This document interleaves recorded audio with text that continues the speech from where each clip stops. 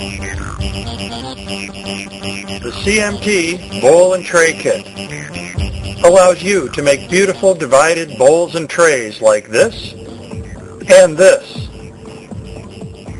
Let's get started by talking about the kit itself so that you can familiarize yourself with what's in the kit. Of course, we have to have patterns or templates. These patterns are what define the shape of bowl or tray that you're going to be able to make. Now, one thing that's really neat that you got to keep in mind is that many of the CMT templates are capable of making more than one shape. So with just a little bit of imagination, you'll be able to look at a template like this and really increase the vocabulary of shapes that you can create with just this one shape. So give that some thought. We'll talk more about that later. Additionally in the kit, there is a bowl and tray router bit. The router bit is used, of course, to cut the wood out of the inside, excavate that material out so that you can hollow out the interior. Also included is a collet extension. The collet extension is required so that the bowls and trays can be deep, so that you don't have just a shallow bowl, but a bowl that's plenty deep to fill with fruit or nuts or cookies, whatever you choose to put in there. Now let's talk about the material requirements, what you need to glue up in order to make bowls and trays in your shop. Carefully glue the material together, keeping it nice and flat. Use thick material in order to make deep bowls and trays.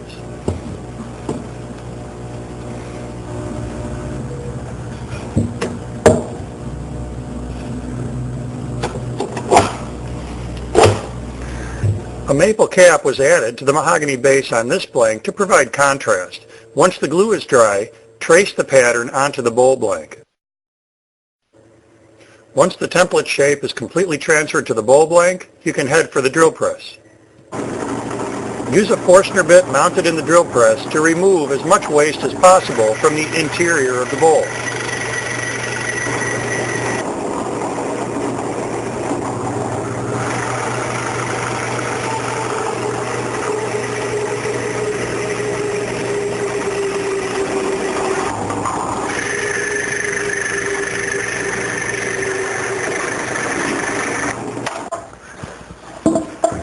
So now, most of the waste is taken out of there. Now we're done with the drill press. We're ready to route the rest of the waste out of this. Add an extension base to your router so the base can completely span the recesses in the bowl and tray template.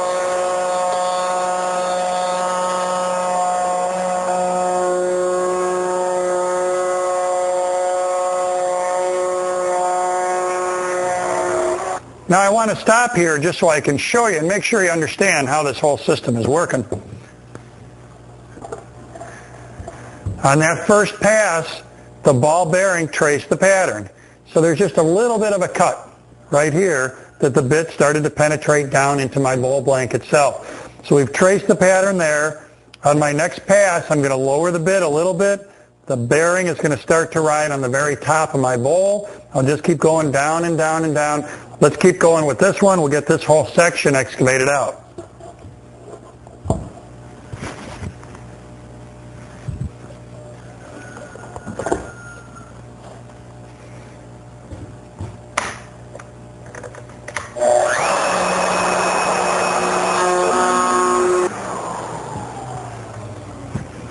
Now you can really see what's happening here. I've got all the waste out of there. That last pass, I swept back and forth across the bottom to get all the ridges out, the high and low spots left by the Forstner bit. So now I'll come and I'll do the middle. Of course, we only have to do that once. Then move the pattern to each quadrant and just keep taking the waste out. Take away everything that doesn't look like a bowl. Let's keep going.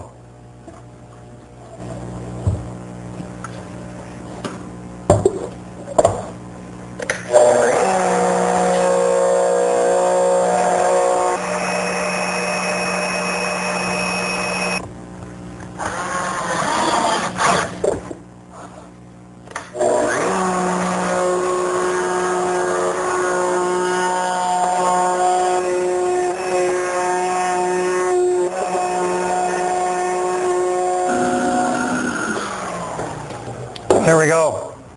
Got that last section done. We're all excavated out here. The next step is going to be to define the outside shape of this. I'll show you how to do that. On this one, I'm simply going to end up with a 1/2 inch wall around the outside So this is really very simple. Put the point of the compass, the pivot point on the inside of the wall, and then just trace with the pencil on the outside. Cut the outside shape by using a bandsaw.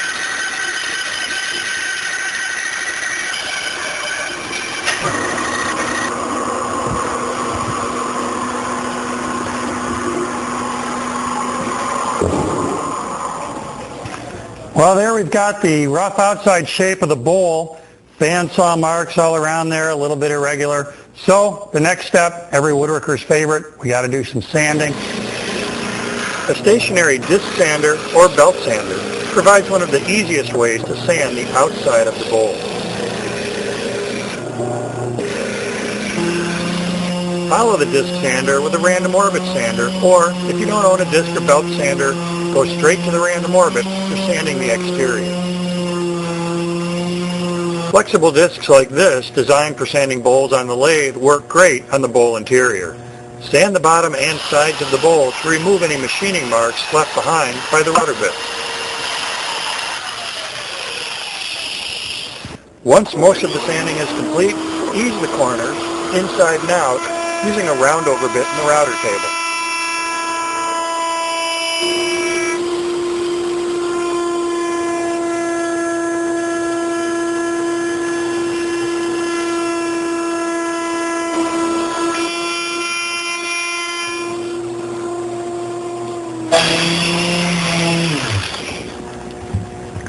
Here at the bench, I'm working on the last of my finish sanding, making sure that everything is nice and smooth, feels great, looks great. This project is just about ready for finish. Let's look at some other projects here. This is the other template that comes with the kit, and it's used to make a big oval, like this one. So with this template, you're going to use it like this, and then to get that angle in there, simply pivot the template. That's going to provide the other side. So this one's pretty far along. It's ready for this side to get routed, then sanding, cut the outside shape. Now remember earlier I was telling you how some of these patterns can be used in a variety of different ways. So for instance, let's have a look at what we've got here. Of course, in this case, I made 4 quadrants in this bowl by using the pattern 4 times. Another way to use this same pattern would be to only use it once. That gives me a little chip and dip cup, kind of a single serving size. So that's another way that you could use this. We could also take this same pattern and use it here and here with my 2 chip trays being 180 degrees apart. So don't just get married into the ideas that I've got here. There are a variety of ways you can use these templates. Make sure that you're really taking advantage of them, using them every way you can.